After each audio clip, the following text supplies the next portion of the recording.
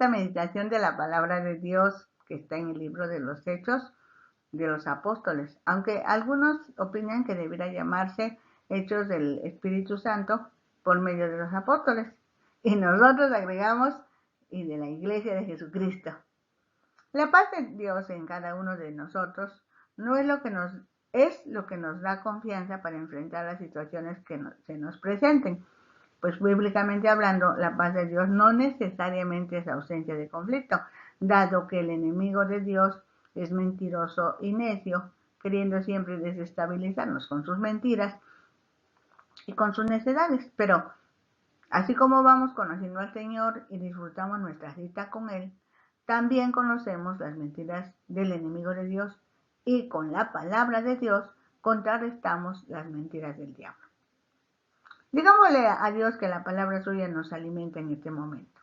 Señor Jesús, te damos muchas gracias por el día de hoy, por tu bendición para nosotros. Gracias, Dios, muchas gracias por la bendición que tienen otros también de escuchar tu palabra, por la bendición que tienen otros de servirte en este ministerio precioso, de difundir la palabra por medio de la radio, por medio de la televisión, por medios masivos de comunicación. Gracias por todas estas personas, Señor, y te suplicamos que las sostengas, que las ayudes, que les des visión, que les des nuevos enfoques, que vayan por nuevos lugares, Señor, que alcancen otras latitudes, Señor, porque ese es el deseo de tu corazón y el del nuestro. Bendecimos también, Señor, a las personas que no te conocen y que en un momento determinado todos estos esfuerzos llevan a ellas, porque pueden ellas escuchar mañana, pasado mañana, dentro de un mes, al ratito, dentro de unos minutos, o cuando se acabó de presentar el programa, otros empezarán a escuchar. Para ellos también, Señor, que sus oídos estén ungidos, Señor, que sus sentidos estén alertados y que puedan oír de tu amor y de tu gracia, que puedan disfrutar tu palabra también y puedan ser salvos por gracia, Señor, porque tú eres Dios de verdad y Dios de amor y Dios paciente y Dios bondadoso, Dios de misericordia, Dios de gracia, de toda gracia. Gracias. En el nombre de Jesús. Amén. Hechos 5, nos habíamos quedado en el versículo 11, hoy vamos a leer el bloque de los versículos 12 al 16, en donde por la respuesta de la oración que habían hecho los apóstoles, pues Dios está contestando esa respuesta. Había orado la iglesia así, y ahora, Señor, mira sus amenazas, y concede a tus siervos que con todo denuedo hablen tu palabra, mientras extiendes tu mano para que hagan sanidades y señales y prodigios mediante el nombre de tu santo Hijo Jesús. Esto está ya registrado en Hechos 4, 29, 30. Y Dios contesta la oración. Dios oye la oración y la contesta. Por eso en el versículo 12 del capítulo 5 de Hechos, que es lo que estamos ahora revisando, dice Lucas: y por la mano de los apóstoles se hacían muchas señales y prodigios en el pueblo, y estaban todos unánimes en el pórtico de Salomón. Los apóstoles seguían reuniéndose y predicando en el pórtico de Salomón, en el templo, ¿sí? Este era un lugar público, no les importaba si alguien los veía o si fueran a tomarlos presos. El versículo 13 dice: de los demás, ninguno se atrevía a juntarse con ellos, mas el pueblo los alababa grandemente. Los que se atrevían a escuchar públicamente es porque habían decidido dar el gran paso y reunirse realmente con los creyentes. Algunos opinan que son los ciudadanos de cierta categoría social que se mantenían apartados por miedo del Sanedrín, en comparación con la mayoría del pueblo que abiertamente se mostraba bien dispuesto. Dice el versículo 14, y los que creían en el Señor aumentaban más, gran número, así de hombres como de mujeres. La iglesia primitiva atraía a los creyentes por el poder y los milagros de Dios, la generosidad, la sinceridad, la honestidad, la unidad de los miembros y el carácter de los que estaban al frente de este tremendo mover del Espíritu Santo en la iglesia. Es interesante encontrar en la redacción que se habían convertido hombres y mujeres. pues el Señor Jesús vino a dignificar a la mujer, que socialmente no era tomada en cuenta. Así que cuando Lucas dice de hombres como de mujeres, se comprueba que las mujeres empezaron a tomarse en la cuenta como parte de la población. Dice el versículo 15, tanto que sacaban los enfermos a las calles y los ponían en camas y lechos para que al pasar Pedro, a lo menos su sombra cayese sobre alguno de ellos. No que la sombra de Pedro tuviera algún poder, sino por el poder de Dios obrando a través de él. Dice el versículo 16, y aún de las ciudades vecinas, muchos venían a Jerusalén trayendo enfermos y atormentados de espíritus inmundos, y todos eran sanados.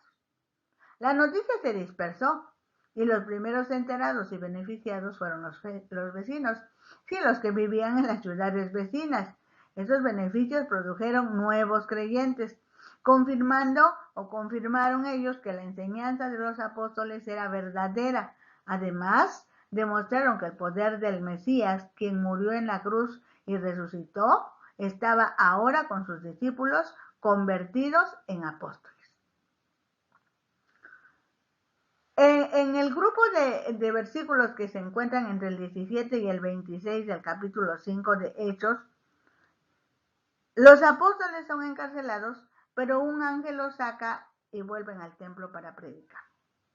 Dice el versículo 17, entonces levantándose el sumo sacerdote y todos los que estaban con él, esto es, la secta de los saduceos, se llenaron de celos. Porque a Pedro y los apóstoles los respetaban más que a los del Sanedrín, y era natural, pues los apóstoles solo querían obedecer a Dios y dar gloria al nombre de Dios. No así los del Sanedrín, quienes exigían respeto y consideración para ellos como personas importantes. Fue la popularidad de los cristianos lo que llenó de celos a los líderes judíos y los impulsó a la acción, más que el mero hecho de la conexión con Jesús. En esta etapa no eran perseguidos por ser cristianos, sino por ser exitosos. Cuidado. Dice el versículo 18, y echaron mano a los apóstoles y los pusieron en la cárcel pública. Los apóstoles recibieron del Espíritu Santo poder para que en el nombre de Jesucristo resucitado pudieran ser testigos de señales, portentos, maravillas, milagros. También recibieron del Espíritu Santo la capacidad y la habilidad de predicar con sus palabras y con sus propias vidas las verdades del reino. Pero esto no los libró de azotes, persecución y encarcelamiento. Así que cada uno de nosotros sabemos que no todos reaccionarán de acuerdo con la predicación del reino. Cuando anunciamos la salvación por gracia, algunos se sentirán celosos, temerosos o amenazados. Estemos preparados para reacciones agresivas y recordemos que nuestro objetivo es conocer la voluntad de Dios y obedecer a Dios. Tratar de saber cuál es su voluntad y obedecer. Dice el versículo 19, mas un ángel del Señor, abriendo de noche las puertas de la cárcel y sacándolos, dijo, id, y puestos en pie en el templo, anunciad al pueblo todas las palabras de esta vida. Dice el versículo 21, habiendo oído esto, entraron de mañana en el templo y enseñaban. Entre tanto, vinieron el sumo sacerdote y los que estaban con él y convocaron al concilio y a todos los ancianos de los hijos de Israel y enviaron a la cárcel para que fuesen traídos. Los rápidos adelantos de la iglesia y la estima que ante la población iban adquiriendo los apóstoles provocaron una fuerte reacción por parte del Sanedrín. El Sanedrín les había ordenado estrictamente que se refrenaran de enseñar en el nombre de Jesús, y ellos estaban desobedeciendo la orden públicamente. Dice el versículo 22, pero cuando llegaron los alguaciles, no los hallaron en la cárcel. Entonces volvieron y dieron avisos, diciendo, por cierto, la cárcel hemos hallado cerrada con toda seguridad, y los guardas afuera de pie ante las puertas, mas cuando abrimos, a nadie hallamos dentro. Cuando oyeron estas palabras el sumo sacerdote y el jefe de la guardia del templo y los principales sacerdotes, dudaban en qué vendría a parar aquello. En primer lugar, para los del Sanedrín, los apóstoles eran herejes. Quiere decir, en otras palabras, desvergonzados, que estaban en desacuerdo con las enseñanzas de las autoridades religiosas de su tiempo, sobre todo con los saduceos, quienes no creían en la resurrección de los muertos. En segundo lugar, y más importante, según el juicio del Sanedrín, eran perturbadores potenciales de la paz. Eso era lo último que deseaban los sacerdotes y los saduceos, porque intervendría Roma, el gobierno de Roma, y ellos perderían sus puestos y su prestigio. Pero viniendo uno, les dio otra noticia. Aquí, los varones que pusisteis en la cárcel están en el templo y enseñan al pueblo. Entonces fue el jefe de la guardia con los alguaciles y los trajo sin violencia, porque temían ser apedreados por el pueblo. Así que las cosas están tomando otro giro. Ahora los apóstoles están siendo respetados por las autoridades. Sí, están celosos, sí, están enojados, pero ya le tenían temor al pueblo porque cada vez había más que habían creído en Jesús como su Señor y Salvador. Dicen los versículos del 27 al 32 del capítulo 5, que Pedro enseña de la resurrección de Jesucristo, pero ahora ante el Sanedrín. En versículo 27. Cuando los trajeron, los presentaron en el concilio y el sumo sacerdote les preguntó diciendo: ¿no os mandamos estrictamente que nos enseñaseis en ese nombre? Y ahora habéis llenado a Jerusalén de vuestra doctrina y queréis echar sobre nosotros la sangre de ese hombre. La frase "no os mandamos estrictamente que no enseñaseis en ese nombre" se refiere al encuentro previo que está registrado en el capítulo 4, versículo 18. La percepción de que la enseñanza de los cristianos era un intento de mostrar a los líderes judíos como culpables de la sangre de este hombre parece que pasa por alto pasajes como del capítulo 3 y el versículo 14 al 17, que dice: mas vosotros negasteis al santo y al justo y pedisteis que os entregase un homicida y matasteis al autor de la vida, a quien Dios ha resucitado de los muertos, de lo cual nosotros somos testigos. Y por la fe en ese hombre, a este que vosotros veis y conocéis, le ha confirmado su nombre, y la fe que es por él ha dado a este completa sanidad en presencia de todos ustedes. Mas ahora, hermanos, sé que por ignorancia lo habéis hecho, como también vuestros gobernantes. Los cristianos no estaban tratando de excitar a la multitud, como pensaba el Sanedrín. Solo estaban obedeciendo lo que el ángel les había dicho. Respondiendo Pedro y los apóstoles dijeron: es necesario obedecer a Dios antes que a los hombres. Habiendo repetido su orden el Sanedrín, Pedro repitió su respuesta de que no iba a obedecerlos a ellos, tenía que obedecer primero a Dios.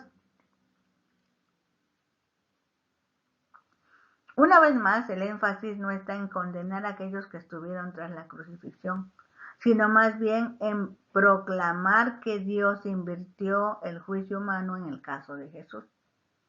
Sí, porque los humanos dijeron: mátalo, crucifícalo, que no queremos que viva.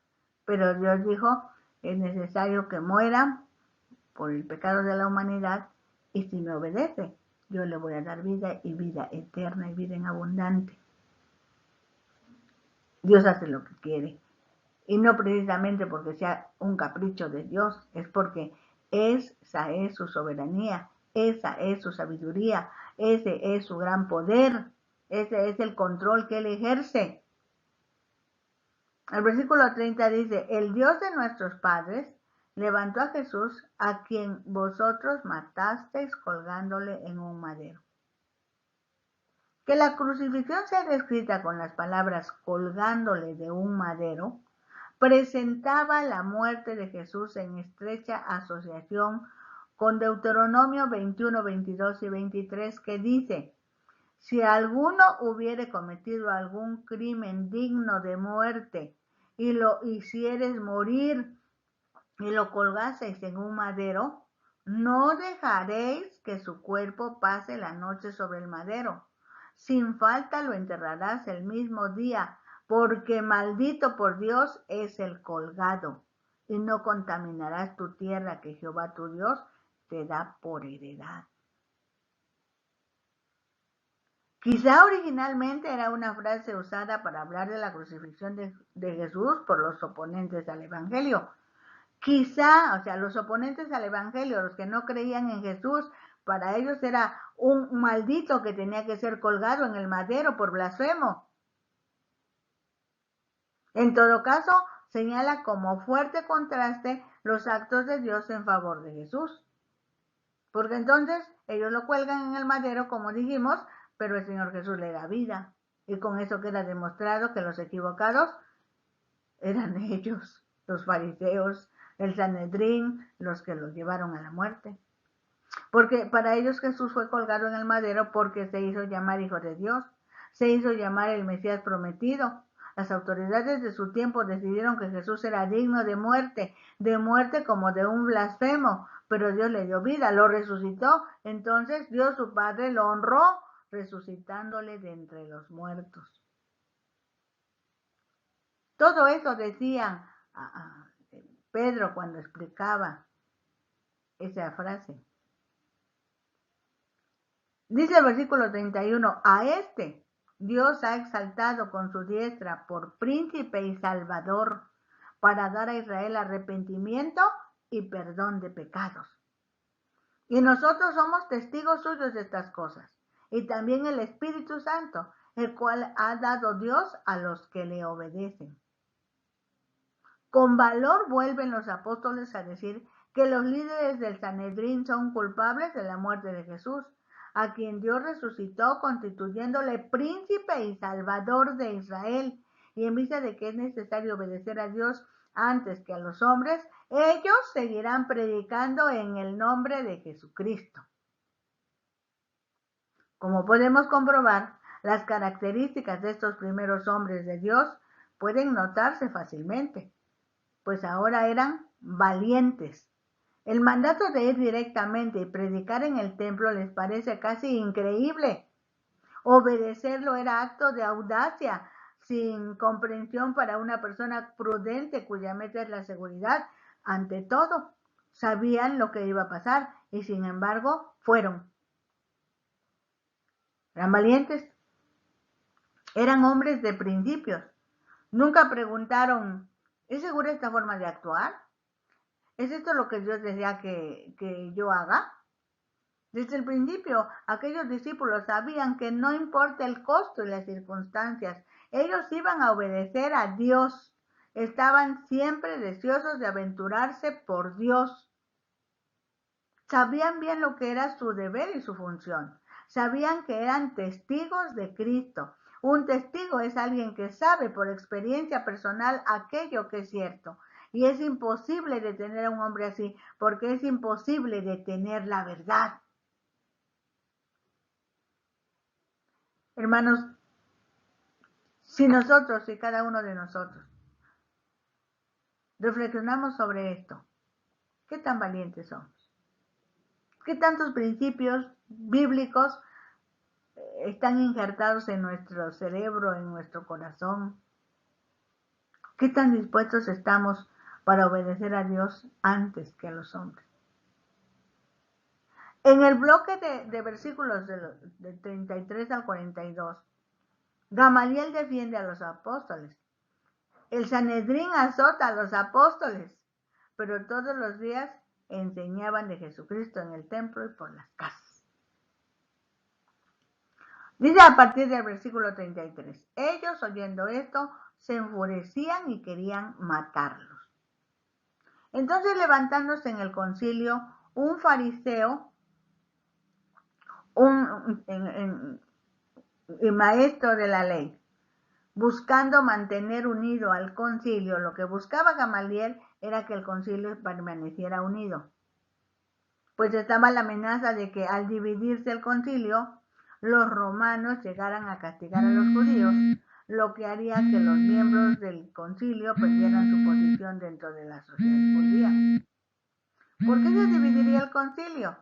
Porque en su enseñanza los apóstoles aseguraban que Jesús había resucitado, y de entre los miembros del concilio había un grupo que se llamaban saduceos. Estos saduceos, fijémonos bien, no creían en la resurrección de los muertos, pero los fariseos sí creían en la resurrección de los muertos. Así que se corría el riesgo de que se dividiera el concilio. Los apóstoles eran populares entre la gente, y al darles muerte se originaría un alboroto.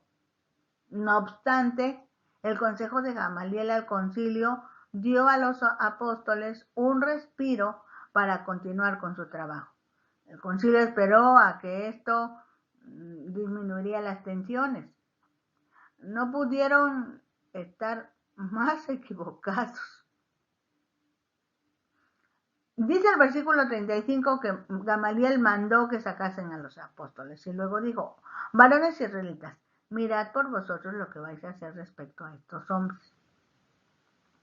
Porque antes de estos días se levantó Teudas diciendo que era alguien. A este se unió un número como de 400 hombres, pero él fue muerto y todos los que le obedecían fueron dispersados y reducidos a nada. Después de este se levantó Judas el Galileo en los días del censo y llevó en pos de sí a mucho pueblo. Pereció también él y todos los que le obedecían fueron dispersos. Y ahora os digo, apartaos de estos hombres y dejadlos, porque si este consejo, si esta obra es de los hombres, se desvanecerá. Mas si es de Dios, no la podéis destruir. No seáis tal vez hallados luchando contra Dios.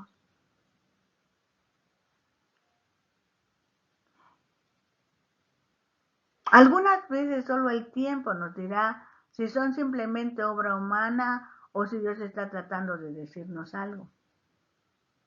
La próxima vez que un grupo promueva ideas religiosas diferentes, considere el consejo de Gamaliel: no seáis tal vez hallados luchando contra Dios. Medítalo, hermano, medítalo. Tú que estás en autoridad, medítalo. Dice el versículo 40, y convinieron con él, y llamando a los apóstoles, después de azotarlos, les intimaron que no hablasen en el nombre de Jesús, y los pusieron en libertad. El hecho de que los apóstoles fueran azotados y recibieran la orden de no hablar en el nombre de Jesús sugiere que el Sanedrín puede haber estado tomando un camino fácil, evitando el riesgo de excitar las multitudes, porque eso lo hicieron aquí en secreto, aquí cuando los llamaron ante el Sanedrín. Dice el versículo 41, y ellos salieron de la presencia del concilio gozosos de haber sido tenidos por dignos de padecer afrenta por causa del nombre. Por eso después Santiago pudo escribir: ponte feliz, ponte gozoso cuando tengas diversas tribulaciones, porque ellos ya lo habían vivido. Liberados milagrosamente de la prisión, solo por encontrarse azotados al día siguiente, los apóstoles debían haberse sentido tentados a la confusión. ¿Qué hacemos? Esto no quieren que hablemos. El ángel dice que hablemos. Está la multitud. ¿Nos van a seguir azotando? ¿Nos podrán matar? ¿Qué hacemos? Si hubieran sido confundidos. Sin embargo, se regocijaron porque habían sido considerados dignos de padecer afrenta por causa del nombre. Y todos los días, en el templo y por las casas, no cesaban de enseñar y predicar a Jesucristo. La decisión estaba tomada. No tomaron en cuenta la orden de no predicar como no lo habían hecho con las anteriores y continuaron reuniéndose tanto en el templo y de casa en casa. No nos extrañe que cuando nosotros compartamos nuestra fe, otros traten de ridiculizarnos, calumniarnos o simplemente se burlen de nosotros. Probablemente no nos azoten ni nos encarcelen. ¿Qué tan decidido está usted a sufrir por el privilegio de anunciar el Evangelio a otros? ¿Alguna vez ha pensado que la persecución es una bendición? ¿Algo digno de nuestro regocijo? Esta tortura que Pedro y Juan soportaron fue la primera que algunos de los apóstoles sufrieron por su fe. Estos hombres sabían cómo Jesús sufrió y alabaron a Dios porque les permitió sufrir persecución como su Señor. Si debido a su fe le escarnecen o persiguen, no se debe a que esté haciendo algo malo, sino a que Dios lo considera digno de padecer afrenta por la causa del nombre. Los estudios bíblicos en hogares no es nada nuevo. En la medida que los creyentes necesitaron crecer en su nueva fe, los estudios bíblicos en las casas satisfacían sus necesidades, a la vez que servían como medio para presentar la fe cristiana a otras personas. En los tiempos posteriores de persecución, se convirtió en el principal medio de transmitir el conocimiento bíblico. Cristianos a través del mundo todavía usan los estudios bíblicos en hogares cuando están bajo persecución o como una manera para edificar a los creyentes. Iniciamos ahora el capítulo 6, en donde se nombran algunas personas que necesitaban trabajar en la administración de la iglesia. Pero antes de iniciar el capítulo conviene que hagamos algunas observaciones. Dentro del pueblo judío en la sinagoga se tenía la costumbre de que dos miembros se daban una vuelta por el mercado y por las casas particulares los viernes por la mañana y hacían una colecta en dinero y en especie y por la tarde se la llevaban a los necesitados. El fondo para esta distribución se llamaba la cupá o cesta y además se hacía otra colecta diariamente de casa en casa para los que estaban en necesidad urgente, y a esta le llamaban tanhui o bandeja. La iglesia cristiana adoptó esta costumbre, pero había una separación entre los judíos que se reflejaría también en la iglesia. Por una parte estaban los judíos de Palestina, que hablaban tradicionalmente arameo y que presumían de no tener influencias extranjeras en sus costumbres. Y por otra parte estaban los judíos de la diáspora, es decir, que vivían en otros países, que tal vez habían venido a Jerusalén para la fiesta de Pentecostés y que habían descubierto a Cristo. Muchos de estos llevarían generaciones fuera de Palestina y solo hablaban griego. Y lo malo era que los judíos que hablaban arameo se consideraban superiores y miraban así como por encima del hombro a los judíos de la diáspora. Es de temer que algo de esto perduraría en la iglesia, y surgió la queja, posiblemente justificada, de que las viudas de los judíos griegos no recibían la ayuda diaria como las de los judíos palestinos. Después de este comentario, iniciemos la lectura del capítulo 6. En aquellos días, como creciera el número de los discípulos, hubo murmuración de los griegos contra los hebreos de que las viudas de aquellos eran desatendidas en la distribución diaria. ¿A qué se refiere la expresión de griegos contra los hebreos? Como ya dijimos, eran dos grupos culturales dentro de la sociedad cristiana y judía. Se distinguían por la lengua que hablaban. Los discípulos y otros judíos nativos de Palestina hablaban arameo. Este idioma era relacionado con el hebreo como primer idioma, en tanto que en los convertidos entre los visitantes en Pentecostés Eran judíos griegos o helenistas y su lenguaje básico era el griego, aunque los dos grupos eran judíos. Aunque al final de los capítulos 2 y 4, Lucas explica cómo los cristianos compartían entre sí, el capítulo 6 explica de una disputa, de un desacuerdo en la manera que se distribuían los alimentos entre las viudas. Dice el versículo 2, entonces los 12 convocaron a la multitud de los discípulos y dijeron, no es justo que nosotros dejemos la palabra de Dios para servir a las mesas. La oración y el ministerio de la palabra, por un lado, y el servir a las mesas por el otro, no debe leerse como si un ministerio fuese inferior al otro. Por un lado, es el dueño de la casa el que tiene la tarea de distribuir la comida, como lo hizo Jesús en la última cena, tomando, bendiciendo, rompiendo y repartiendo.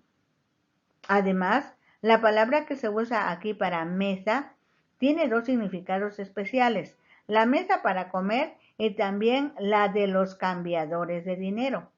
La misma palabra se usa en el sentido de banco, lo que hoy nosotros hablamos de esas instituciones financieras, bancos.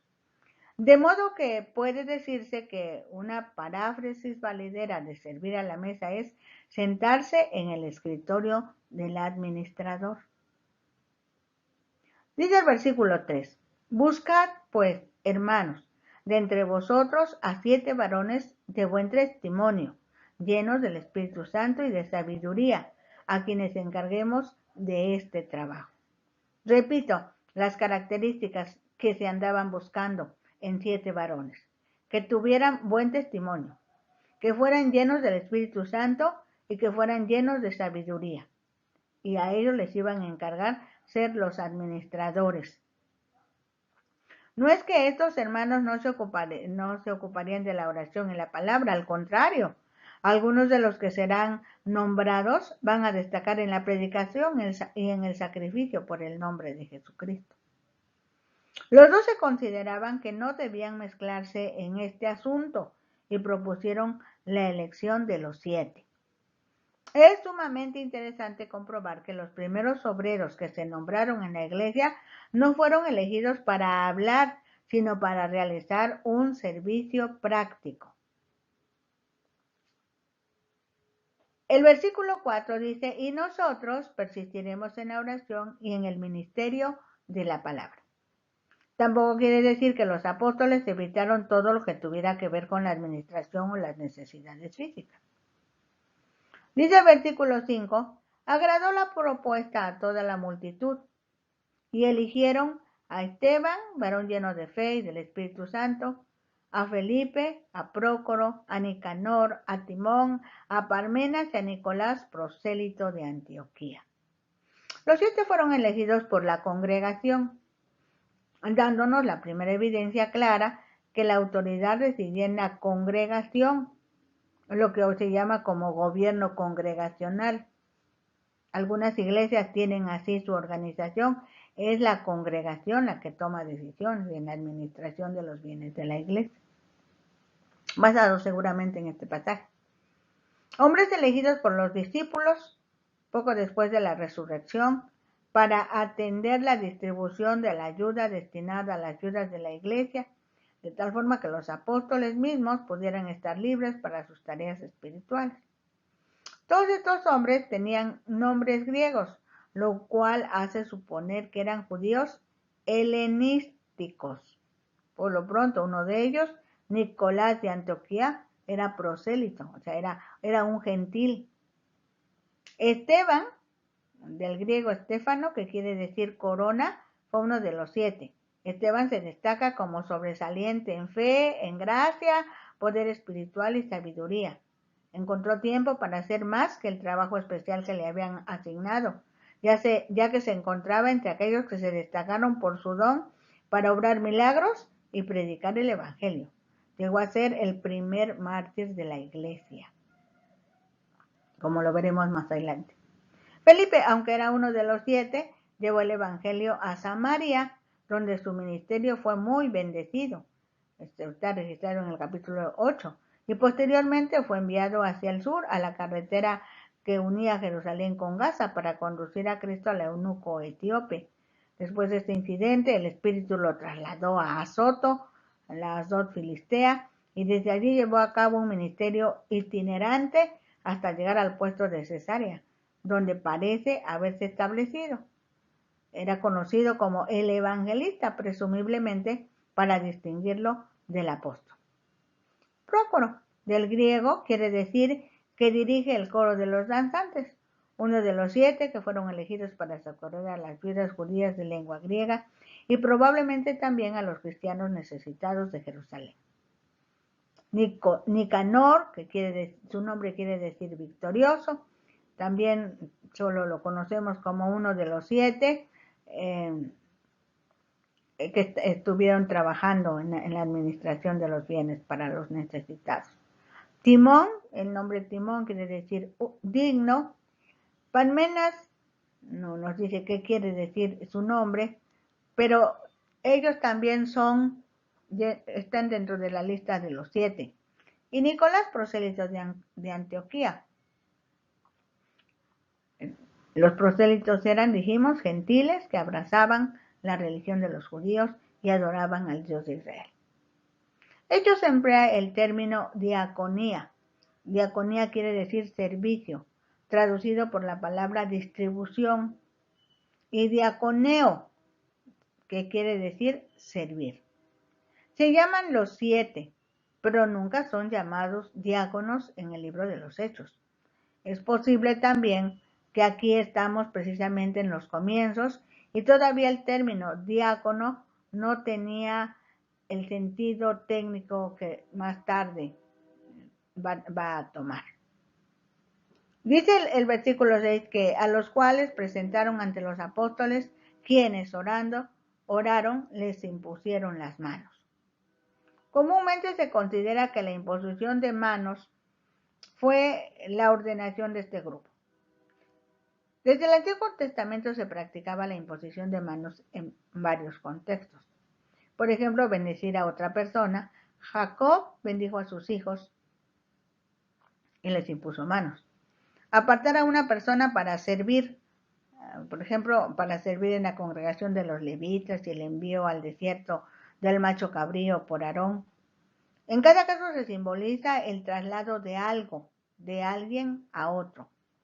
La Misná, que es el conjunto de escritos judíos que constituyen una recopilación en forma de código de las leyes tradicionales del judaísmo, indica que los miembros eran admitidos al Sanedrín por la imposición de manos. Sin duda, la práctica de los cristianos primitivos se fundaba en la costumbre judía, pero no es claro qué significaba exactamente la práctica cristiana. Probablemente simbolizaba el traslado de autoridad. Sin embargo, si fuera así, los apóstoles actuaban solamente en el nombre de la congregación, cuya autoridad los apóstoles reconocieron, porque los que seleccionaron a los 7 fue la congregación. Esta se las presentó a los apóstoles y los apóstoles, al estar de acuerdo, oran por ellos y dice ahí que les imponen manos. Así que la congregación estaba actuando en términos de su comprensión de la voluntad de Dios, la que finalmente constituye la última autoridad en el nombramiento de los 7, cualquiera que fuera la participación de la congregación o de los 12. Los 7 llevan nombres griegos, como lo vimos, pero no se debe concluir que todos eran helenistas. Sin embargo, es probable que los 7 pertenecieran al grupo de los helenistas, que fue el grupo que había presentado las quejas. El interés real de Lucas no es el destino de los 7 como tales, ni aún con este acontecimiento de su elección ni su ordenación. Su interés principal es con Esteban y Felipe y su impacto sobre el movimiento cristiano durante sus años formativos. Dice el versículo 7 que se extendía la palabra de Dios y muchos sacerdotes creían en Jesucristo. Dice así, y crecía la palabra del Señor, y el número de los discípulos se multiplicaba grandemente en Jerusalén. También muchos de los sacerdotes obedecían a la fe. de los sacerdotes de los judíos. Estaban ya creyendo. Lucas añade el dato de que entre los nuevos convertidos se encuentra un gran número de sacerdotes. Probablemente estos sacerdotes eran de la clase menor, del tipo de Zacarías, y no de las grandes familias sacerdotales del partido de los saduceos, enemigos del nuevo movimiento cristiano. En vista de que los apóstoles seguían participando en los cultos del templo, es probable que la conversión de estos sacerdotes a la fe cristiana no impedía que siguieran ejerciendo sus funciones sacerdotales, pues no se había producido aún la ruptura entre el judaísmo y el cristianismo. Ahora sí, en los versículos 8 al 15, nos van a decir algo referente a que Esteban es acusado y arrestado.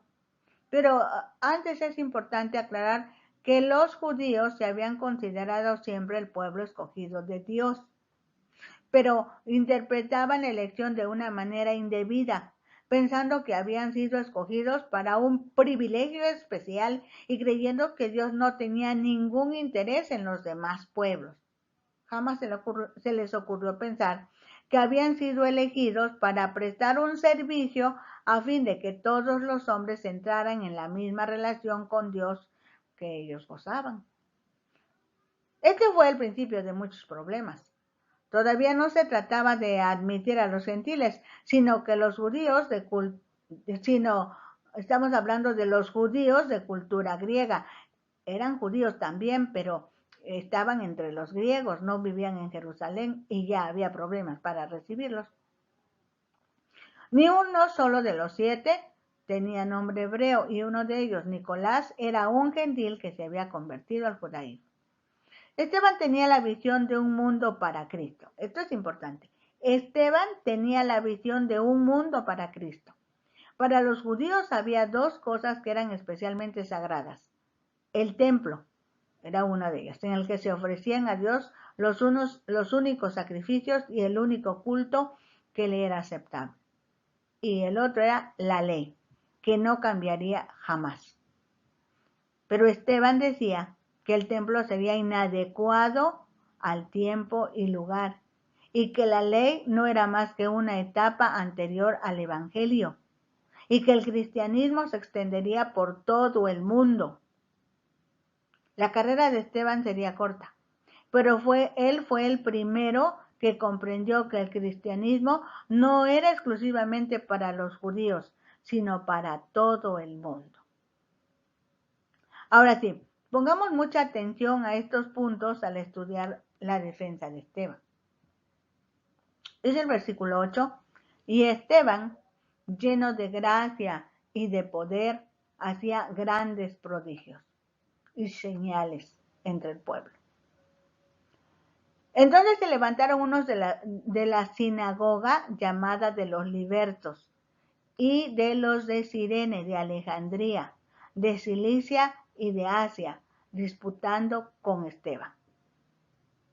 Estamos hablando que Esteban, dice el versículo anterior, lleno de gracia y de poder, hacía grandes prodigios y señales entre el pueblo. Y se levantaron de la sinagoga de los libertos, de Cirene, de Alejandría, de Cilicia y de Asia. O sea, ya no estamos hablando solo de Jerusalén y de Judá o de Judea. Ya se están levantando contra Esteban gente de más lejitos. Esteban era uno de los 7 y provocó la oposición entre los judíos helenistas no creyentes en la sinagoga llamada de los libertos, haciendo señales y maravillas. Se menciona Cilicia como una de las provincias de las cuales provenían sus miembros. Tarso, la ciudad natal de Pablo, estaba en Cilicia, y quizá él tuvo que ver algo con la sinagoga y su antagonismo. De por ahí venía la oposición. Pero no podían resistir a la sabiduría y al espíritu con que hablaba. Entonces sobornaron a unos para que dijesen que le habían oído hablar palabras blasfemas contra Moisés y contra Dios. Y excitaron al pueblo y a los ancianos y a los escribas, y arremetiendo, le arrebataron y le trajeron al concilio. Y pusieron testigos falsos que decían: este hombre no cesa de hablar palabras blasfemas contra este lugar santo y contra la ley. Su oposición fue infructuosa hasta que sobornaron a algunos para que dieran falso testimonio contra Esteban, exagerando sin duda aspectos de lo que realmente Esteban dijo, al punto que podían considerarse palabras blasfemas contra Moisés y contra Dios. Dice el versículo 14: pues le hemos oído decir que ese Jesús de Nazaret destruirá este lugar y cambiará las costumbres que nos dio Moisés. El testimonio de los falsos testigos es similar al del juicio de Jesús. Las acusaciones se referían al templo y a la ley. Entonces, dice el versículo 15, todos los que estaban sentados en el concilio, al fijar los ojos en él, vieron su rostro como el rostro de un ángel.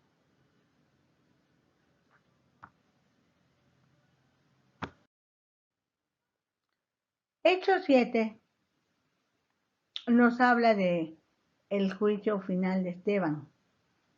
Y Esteban, en su defensa, les presenta la historia como una panorámica del pueblo judío y citó algunas verdades que condenaban a su nación. Los hombres que habían representado un papel verdaderamente grande en la historia de Israel habían sido los que habían obedecido el mandamiento de Dios. ¿Y cuál era el mandamiento de Dios? Salgan de donde están. Con ese espíritu aventurero contrastaba Esteban implícitamente el espíritu de los judíos de su tiempo, que estaban más interesados en que las cosas permanecieran como estaban, tranquilamente, y que ellos no perdieran sus comodidades, que no perdieran su liderazgo, que no perdieran la admiración del pueblo. Estas verdades difíciles de reconocer para los que se creían el pueblo escogido de Dios, y no nos sorprende que se enfurecieran cuando las oyeron. Entonces, el capítulo 7, de los versículos 1 al 8, Esteban inicia su defensa hablando desde Abraham. El sumo sacerdote entonces dijo: ¿es esto así? Y él dijo: varones, hermanos y padres, oíd. El Dios de la gloria apareció a nuestro padre Abraham estando en Mesopotamia, antes que morase en Harán. Y le dijo: sal de tu tierra y de tu parentela y ven a la tierra que yo te mostraré. Entonces salió de la tierra de los caldeos. Es el primero que salió de la tierra de los caldeos y habitó en Harán, y allí, muerto su padre, Dios le trasladó a esta tierra en la cual vosotros habitáis ahora, y no le dio herencia en ella, ni aún para asentar un pie, pero le prometió que se la daría en posesión y a su descendencia después de él, cuando él aún no tenía hijo. Y le dijo Dios así: que su descendencia sería extranjera en tierra ajena, y que los reducirían a servidumbre y los maltratarían por 400 años. Mas yo juzgaré, dijo Dios, a la nación de la cual serán siervos, y después de esto saldrán y me servirán en este lugar. Y le dio el pacto de la circuncisión. Y así Abraham engendró a Isaac y le circuncidó al 8º día, e Isaac a Jacob, y Jacob a los 12 patriarcas. De los versículos 9 al 16, ahora Esteban habla de José. Los patriarcas, movidos por envidia, vendieron a José para Egipto, pero Dios estaba con él. Y le libró de todas sus tribulaciones y le dio gracia y sabiduría delante de Faraón, rey de Egipto, el cual lo puso por gobernador sobre Egipto y sobre toda su casa. Vino entonces hambre en toda la tierra de Egipto y de Canaán, y grande tribulación, y nuestros padres no hallaban alimentos. Cuando oyó Jacob que había trigo en Egipto, envió a nuestros padres la primera vez. Y en la segunda, José se dio a conocer a sus hermanos, y fue manifestado a Faraón el linaje de José. Y enviando José, hizo venir a su padre Jacob y a toda su parentela, en número de 75 personas. Así descendió Jacob a Egipto, donde murió él, y también nuestros padres, los cuales fueron trasladados a Siquem y puestos en el sepulcro que a precio de dinero compró a Abraham de los hijos de Amor en Siquem. De los versículos 17 al 22, Esteban habla de Moisés. Pero cuando se acercaba el tiempo de la promesa que Dios había jurado a Abraham, el pueblo creció y se multiplicó en Egipto, hasta que se levantó en Egipto otro rey que no conocía a José. Este rey, usando de astucia con nuestro pueblo, maltrató a nuestros padres a fin de que expusiesen a la muerte a sus niños para que no se propagasen. En aquel tiempo nació Moisés y fue agradable a Dios y fue criado 3 meses en casa de su padre. Pero siendo expuesto a la muerte, la hija de Faraón le recogió y le crió como a hijo suyo. Y fue enseñado Moisés en toda la sabiduría de los egipcios y era poderoso en sus palabras y obras. De los versículos 23 al 29, Esteban expone cuando Moisés huyó a tierra de Madián. Tuvo que salir Moisés también. Cuando hubo cumplido la edad de 40 años, le vino al corazón el visitar a sus hermanos, los hijos de Israel. Y al ver a uno que era maltratado, lo defendió e hiriendo al egipcio, vengó al oprimido. Pero él pensaba que sus hermanos comprendían que Dios les daría libertad por mano suya, mas ellos no lo habían entendido así. Y al día siguiente se presentó a unos de ellos que reñían y los ponía en paz, diciendo: varones, hermanos sois, ¿por qué os maltratáis el uno al otro? Entonces el que maltrataba a su prójimo le rechazó, diciendo: ¿quién te ha puesto por gobernante y juez entre nosotros? ¿Quieres tú matarme como mataste ayer al egipcio? Al oír esta palabra, Moisés huyó y vivió como extranjero en tierra de Madián, donde engendró 2 hijos. De los versículos 30 al 34, Dios les habla a Moisés y se presenta como: yo soy el que soy. Pasados los 40 años, un ángel se le apareció en el desierto del monte Sinaí en las llamas de fuego de una zarza. Entonces Moisés, mirando, se maravilló de la visión y acercándose para observar, vino a él la voz del Señor: yo soy el Dios de tus padres, el Dios de Abraham, el Dios de Isaac y el Dios de Jacob.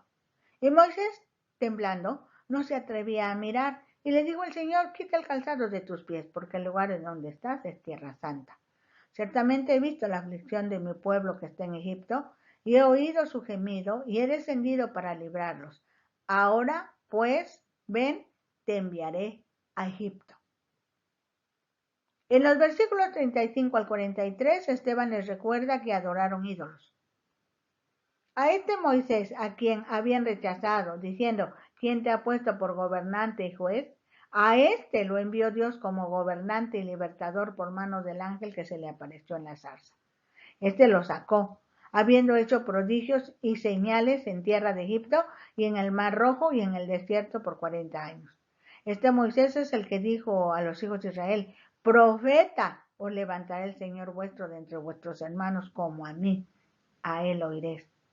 Este es aquel Moisés que estuvo en la congregación en el desierto con el ángel que le hablaba en el monte Sinaí y con nuestros padres, y que recibió palabras de vida que darnos, al cual nuestros padres no quisieron obedecer, sino que le desecharon y en sus corazones se volvieron a Egipto. Cuando dijeron: Aarón, haznos dioses que vayan delante de nosotros, porque este Moisés que nos sacó de la tierra de Egipto, no sabemos qué le haya acontecido. Entonces hicieron un becerro y ofrecieron sacrificio al ídolo, y en las obras de sus manos se regocijaron. Y Dios se apartó y los entregó a que rindiesen culto al ejército del cielo, como está escrito en el libro de los profetas. ¿Acaso me ofrecisteis víctimas y sacrificios en el desierto por 40 años, casa de Israel? Antes bien llevasteis el tabernáculo de Moloc y la estrella de vuestro dios Refidín, figuras que os hicisteis para adorarlas. Os transportaré pues más allá de Babilonia. Los versículos 44 al 50, Esteban habla de David y Salomón, reyes de Israel. Tuvieron nuestros padres el tabernáculo del testimonio en el desierto, como había ordenado Dios cuando dijo a Moisés que lo hiciese conforme al modelo que había visto, el cual, recibido a su vez por nuestros padres, lo introdujeron con Josué al tomar posesión de la tierra de los gentiles, a los cuales Dios arrojó de la presencia de nuestros padres hasta los días de David.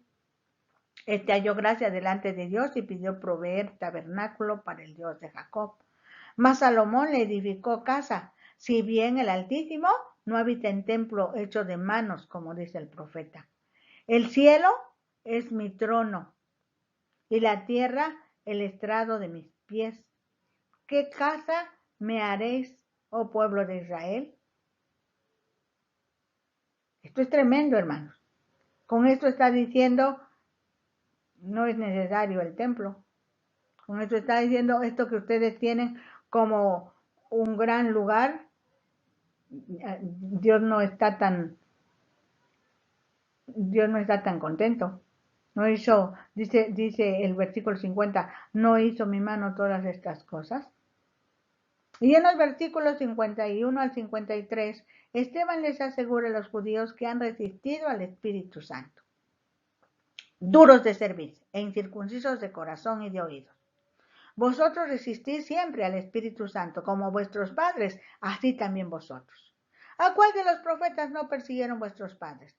Y mataron a los que anunciaron de antemano la venida del justo, de quien vosotros ahora habéis sido entregadores y matadores. Vosotros que recibisteis la ley por disposición de ángeles y no la guardasteis. Y ya en los versículos 54 al 60, Esteban tuvo una revelación de la gloria de Dios. Por fin fue apedreado y muerto. Oyendo estas cosas, se enfurecieron en sus corazones y crujían los dientes contra él. Pero Esteban, lleno del Espíritu Santo, puestos los ojos en el cielo, vio la gloria de Dios y a Jesús que estaba a la diestra de Dios. Y dijo, he aquí, veo los cielos abiertos y al Hijo del Hombre que está a la diestra de Dios. Entonces ellos, dando grandes voces, se taparon los oídos y arremetieron a una contra él y echándole fuera de la ciudad le apedrearon y los testigos pusieron sus ropas a los pies de un joven que se llamaba Saulo. Y apedrearon a Esteban, mientras él invocaba y decía, Señor Jesús, recibe mi espíritu. Y puesto de rodillas, clamó a gran voz, Señor, no les tomes en cuenta este pecado. Y habiendo dicho esto, durmió. Esto es maravilloso. Este hombre que la congregación escogió solo para ser administrador de los bienes, para los alimentos de las viudas, de los helenistas, pero que el Señor lo tomó para que fuera algo más, mucho más, con milagros, con prodigios, con señales.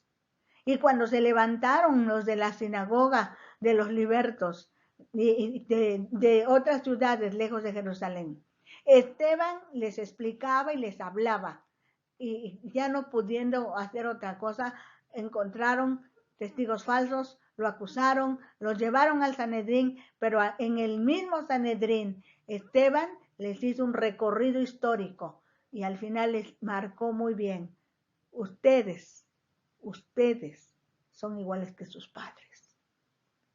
Hermanos, y cuando nosotros vemos esto, pensamos, estos judíos que no entendían, estos judíos, ¿por qué no reaccionaban? Pero hermano, quiero que sepas que más adelante uno de los escritores del Nuevo Testamento dice que la Biblia es como un espejo.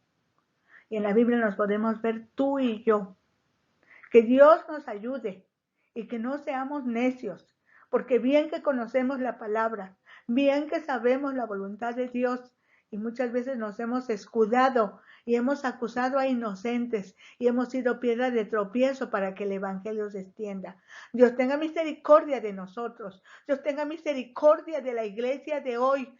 Dios tenga misericordia, porque en ese momento la sangre de ese mártir cobró muchos frutos. Gloria a Dios por gente como Esteban, que pudo hasta el último momento ver los cielos abiertos y todavía orar por sus agresores y pedirle a Dios que los perdonara. Nosotros no hemos sufrido nada, hermano. Nosotros no hemos sufrido nada, amigo, por el nombre de Jesús. Dios, ten misericordia de nosotros, ten misericordia de tu iglesia amada. Ayúdanos a salir del conformismo, ayúdanos a dejar lo que nos estorba para hacer tu voluntad. Ayúdanos, Señor, te necesitamos mucho. Espíritu Santo, derrama de tu poder. Danos muchas veces experiencias de la llenura, del mover, del corregir tuyo. Sé con nosotros, Señor, te lo suplicamos en el nombre de Jesús.